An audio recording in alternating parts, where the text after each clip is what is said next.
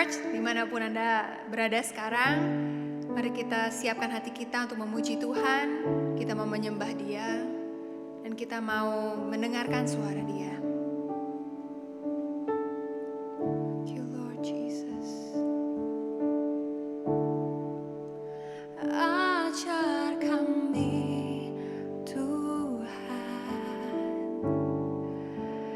menghitung hari-hari, agar kami beroleh hati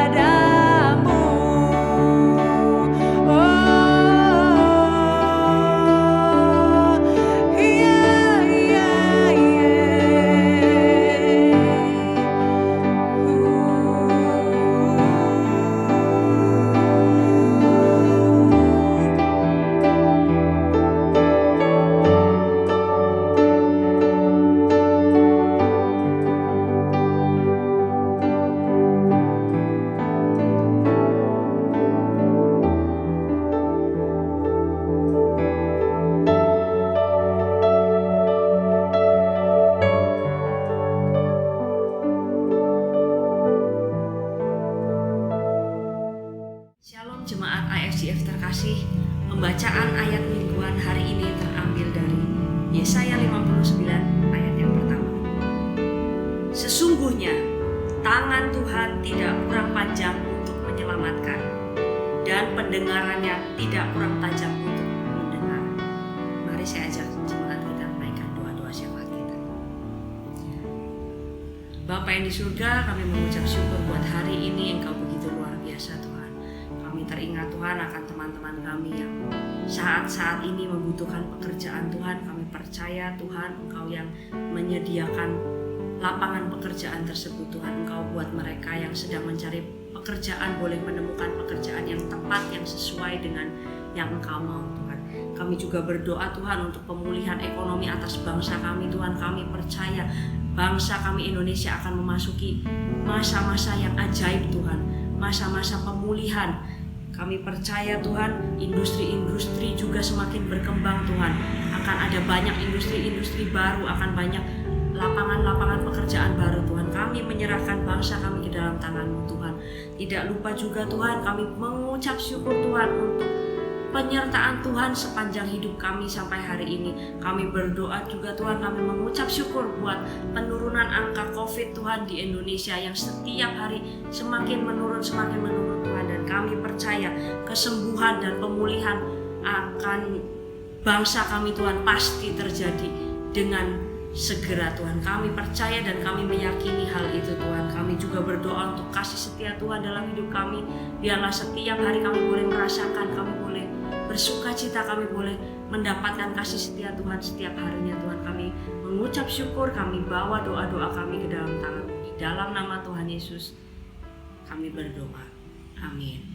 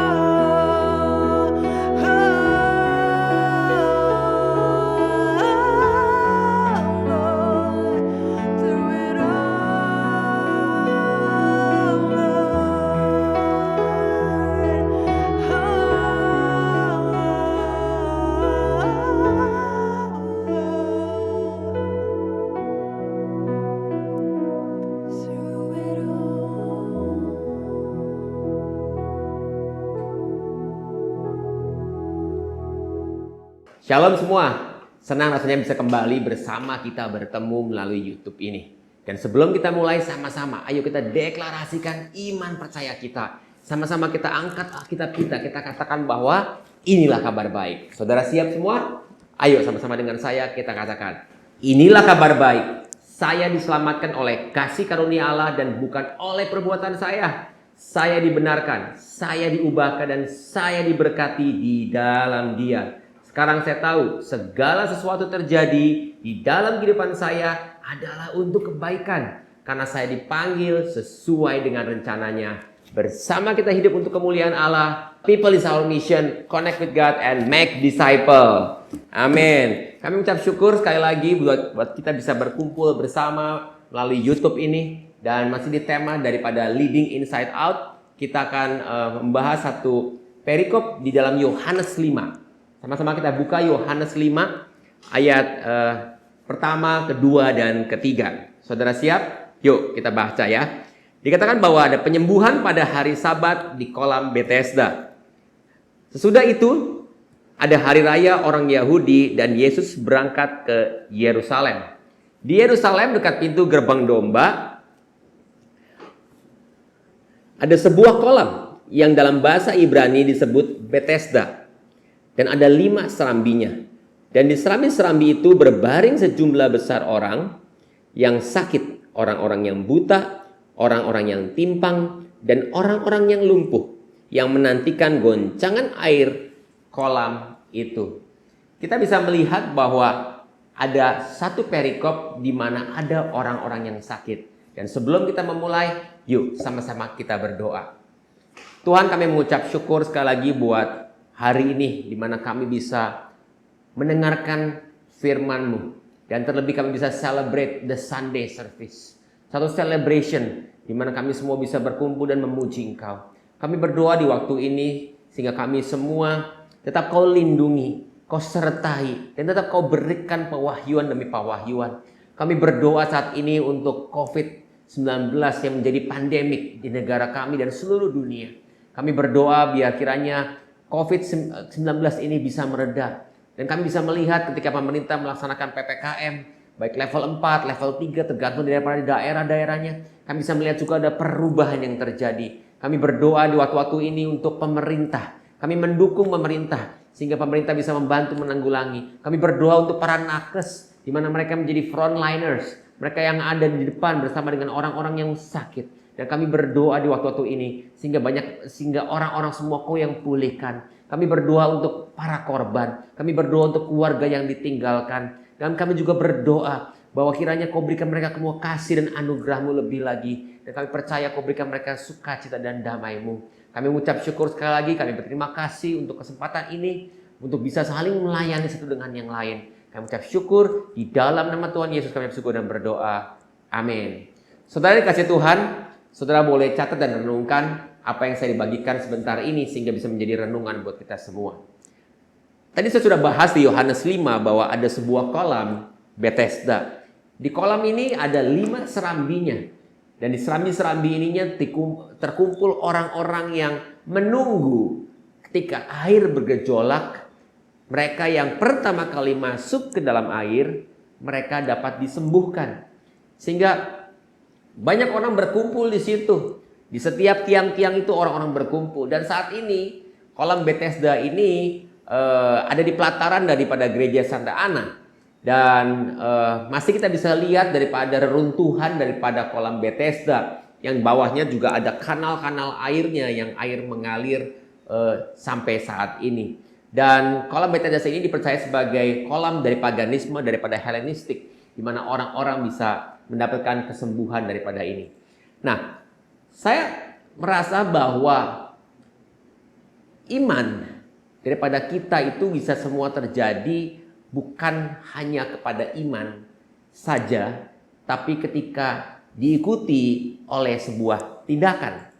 Nah, sehingga hari ini saya memberi judul khotbah saya adalah semua itu terjadi karena tindakan. Nah, kita ingin belajar sesuatu yang baru daripada apa yang saya bagikan, yaitu bahwa ketika saat itu Yesus sedang berjalan dan melihat seorang yang duduk lumpuh. Dan seperti diceritakan di pada perikop ini, bahwa orang yang sakit ini sebenarnya bukan hanya satu. Ada begitu banyak orang yang lumpuh, ada orang yang buta, dan ada begitu banyak orang yang sakit yang menunggu air itu bergejolak dan siap terjun.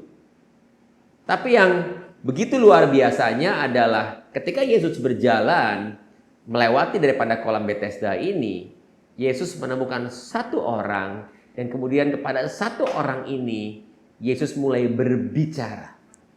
Saya bisa melihat bahwa ada suatu hal yang tidak pernah kebetulan. Kita bisa melihat bahwa di dalam Yohanes 5 ini, kalau kita lanjutkan di ayat yang kelima, dikatakan bahwa di situ ada seseorang yang sudah 38 tahun lamanya sakit. Dan orang inilah yang diajak bicara oleh Yesus. Ayat yang ke-6, dan ketika Yesus melihat orang itu berbaring di situ, dan karena ia tahu bahwa ia telah lama dalam keadaan itu, maka Yesus mulai berkata kepadanya, "Maukah engkau sembuh?" Poin yang pertama adalah Tuhan kita adalah Tuhan yang maha tahu dan Tuhan yang sangat spesifik. Ketika orang ini sakit 38 tahun, dalam bahasa aslinya adalah asthenia, yang artinya adalah sebuah kelemahan di dalam tubuh, ataupun penerjemahan yang kedua adalah satu kelemahan yang terjadi di dalam jiwa. Di dalam jiwa adalah sebuah pengertian, sebuah niat untuk melakukan sesuatu, ataupun sebuah cara sehingga akhirnya bisa lolos daripada godaan ataupun masalah. Dan saya bisa melihat bahwa melalui perikop ini Yesus memiliki compassion atau belas kasihan, atau juga empati yang begitu luar biasa kepada yang sakit ini. Di dalam New King James Version dikatakan bahwa arti maukah engkau sembuh adalah will thou be made whole. Yang artinya maukah engkau disempurnakan lagi, maukah engkau dibuat utuh kembali.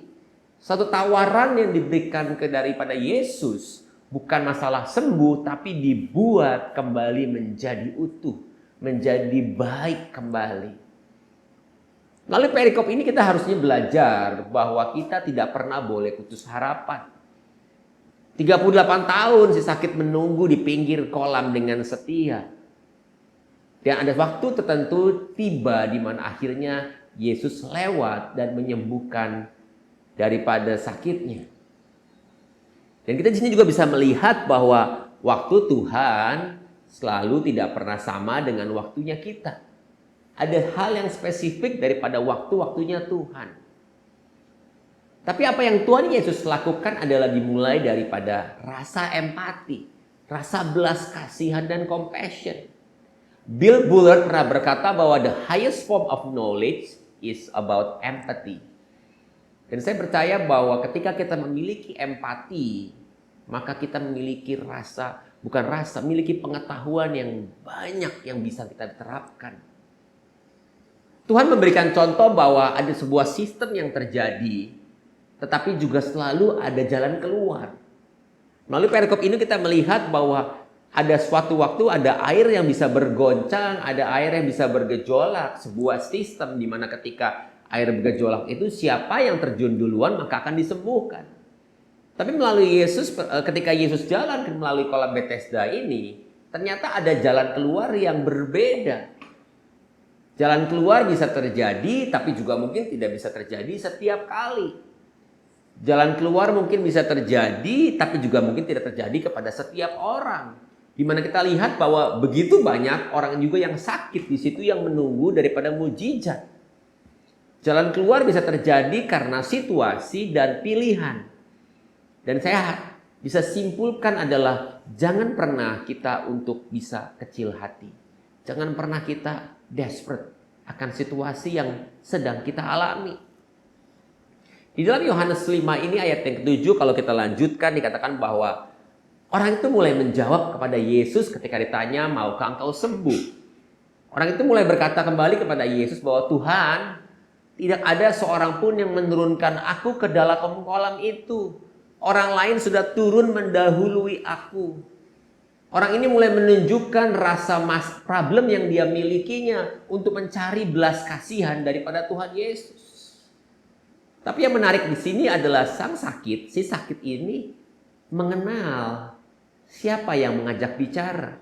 Karena orang ini katakan bahwa Tuhan. Tapi di dalam ayat 7 ini, si sakit ini memberikan juga bukan hanya mengenal daripada Tuhan Yesus, tapi juga memberikan alasan. Alasan kenapa dia 38 tahun masih ada di situ dan 38 tahun dia tidak pernah berubah. Karena dia merasa bahwa dia selalu ketinggalan untuk bisa loncat duluan masuk ke air. Dari ayat ini saya bisa simpulkan bahwa kita mungkin bisa kenal Tuhan, tapi juga kita sering juga memberikan alasan. Banyak daripada kita memberikan alasan demi alasan.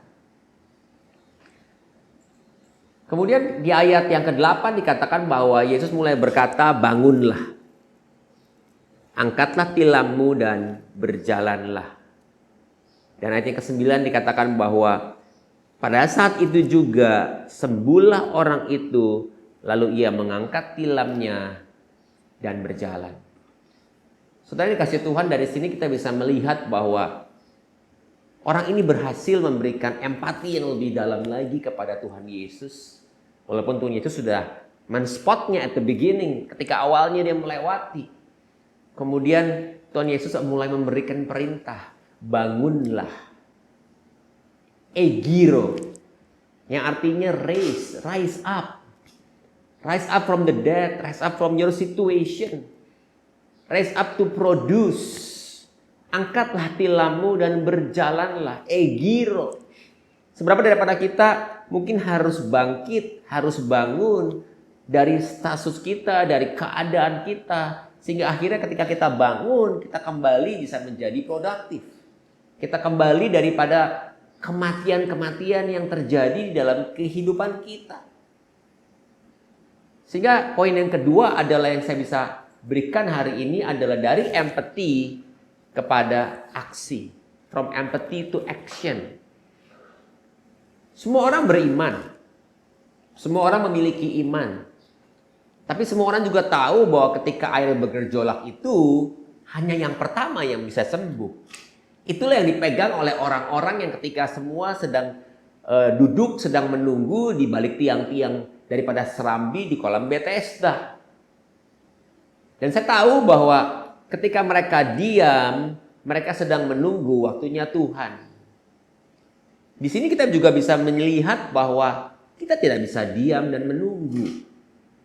Harus ada aksi yang kita berikan. Ada respon yang kita harus berikan. Dan ketika Tuhan punya rencana dengan empati yang Tuhan miliki, kita harus bisa merespon kembali. Ada sebuah sistem yang terjadi, tapi saya percaya juga bahwa ketika kita merespon dengan baik, terkadang Tuhan punya way out yang berbeda daripada sistem yang sudah berjalan, yang kadang-kadang masuk ke dalam logika kita ataupun cara berpikir kita. Kalau kita lihat di pada Matius 4 sebelum daripada perikop penyembuhan di kolam Bethesda ini, di dalam Matius 4 ini juga Yesus telah menyembuhkan seorang anak daripada pegawai istana. Dan pegawai istana ini ternyata tidak diam. Dia mencari, dia action, dia mencari Yesus untuk bisa membawa kesembuhan itu. Dan terbukti kesembuhannya terjadi. Orang-orang yang sembuh bisa terjadi karena imannya. Dan karena iman yang desperate ini orang-orang bisa sembuh.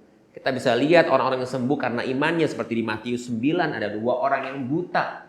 Dan ketika 2 orang buta ini bisa memanggil nama Yesus dan percaya bahwa dapat disembuhkan sehingga disembuhkan pada akhirnya.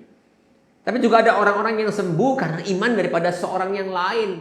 Baik dari keluarga, dari teman atau siapapun. Seperti di Matius 8 ketika Yesus masuk ke Kapernaum saat itu ada orang yang lumpuh dan ada perwira yang memohon untuk bisa meminta Yesus datang ke rumahnya. Tapi kemudian juga dia juga merasa bahwa Yesus juga perlu datang ke rumahnya dan hanya bersabda saja maka akan sembuh. kita bisa melihat bahwa iman seorang yang begitu kuat, begitu gigih, bisa membawa miracle demi miracle. Kalau kita lanjutkan lagi di Yohanes 5 ayat yang ke-14, dikatakan bahwa kemudian Yesus bertemu dengan dia di dalam bait Allah, lalu berkata kepadanya, "Engkau telah sembuh, janganlah berbuat dosa lagi, supaya padamu jangan terjadi yang lebih buruk." Ada satu peringatan yang Tuhan Yesus kemudian berikan bahwa orang ini harus berubah. Ada peringatan yang diberikan oleh Yesus kepada orang yang sakit ini, orang yang lumpuh ini, karena sudah dibangkitkan, sudah meninggalkan cara hidup yang lama, telah bangkit dari hal-hal yang mati dan harus masuk ke dalam kehidupan yang baru untuk bisa being produce hal-hal yang baik.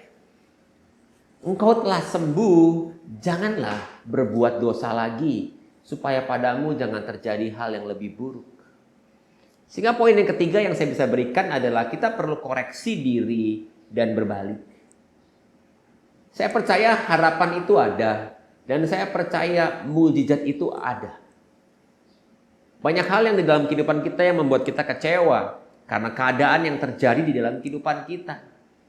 Tapi kita tidak juga harus percaya dengan keadaan, bahwa keadaan bisa berubah ketika Tuhan berkenan. Ada sistem yang mungkin telah berjalan seperti seolah-olah adalah itu yang menjadi panutan, adalah itu yang menjadi logika yang kita terima. Tapi ketika Tuhan lewat, Tuhan melawat, akan ada way out yang berbeda, dan itulah yang harusnya kita pelajari hari-hari ini. Di tengah pandemik ini, di tengah problem yang kita hadapi, di dalam kehidupan kita, saya percaya kita selalu masuk ke musim yang baru. Di dalam musim yang baru ini kita percaya juga selalu ada way out yang baru dan cara-cara yang baru. Saya berharap setiap jemaat mulai mengerti firman Tuhan lebih dalam lagi, di mana artinya kita tidak boleh bernegosiasi. 1 Yohanes 3 ayat 4 katakan bahwa setiap yang berbuat dosa melanggar hukum Allah, dosa itu adalah pelanggaran daripada hukum Allah. Tidak pernah ada negosiasi dalam kehidupan kita. Kita mesti mengerti bahwa kita harus punya kebenaran dan menerapkan kebenaran itu di dalam kehidupan kita.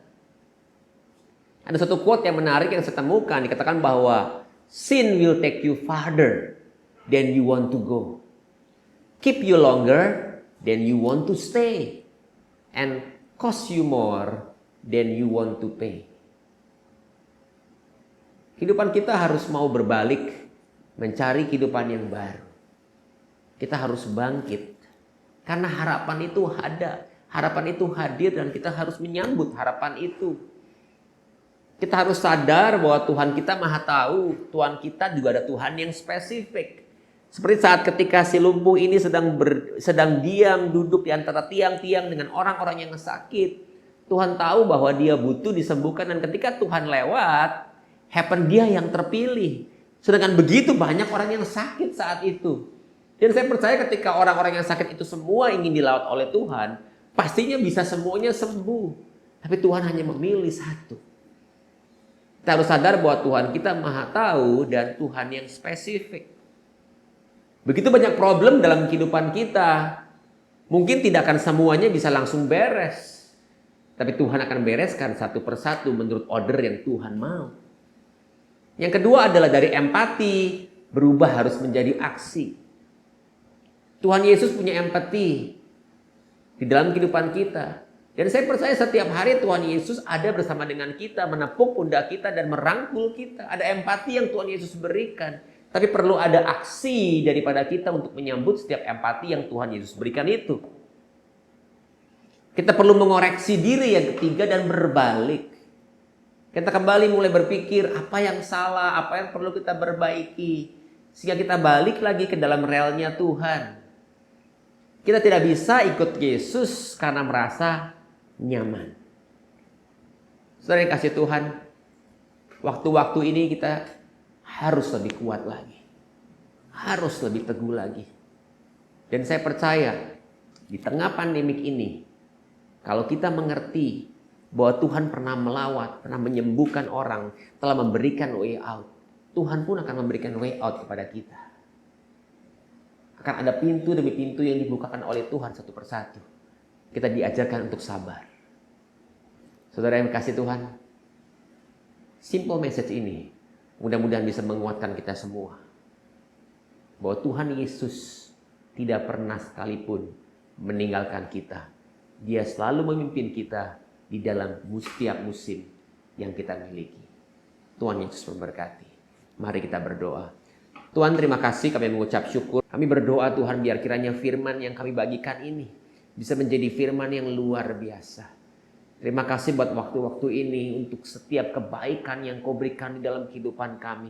Begitu melimpah, begitu luar biasa, dan begitu hebat, dan begitu dahsyat.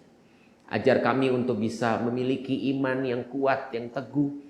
Dan terlebih kami peka ketika Engkau datang dalam kehidupan kami melawat. Kami harus merebut, mengambil, do the action. Dan kemudian kami juga mengoreksi diri kami. Sehingga kami akan masuk ke dalam rencana-Mu lebih dahsyat lagi. Terima kasih Tuhan. Terima kasih buat waktu ini. Kami mengucap syukur. Di dalam nama Tuhan Yesus kami bersyukur dan berdoa. Dan sudah dikasih Tuhan, saatnya kita mengakhiri kebaktian ini. Saudara siap menerima berkat? Mari angkat tangan kita terima berkat yang Tuhan berikan. Yang bilang Kau mendengarkan perintah Tuhan Allahmu yang Kusampaikan pada hari ini dan Kau lakukan dengan setia. Segala berkat ini akan datang kepadamu dan menjadi bagianmu.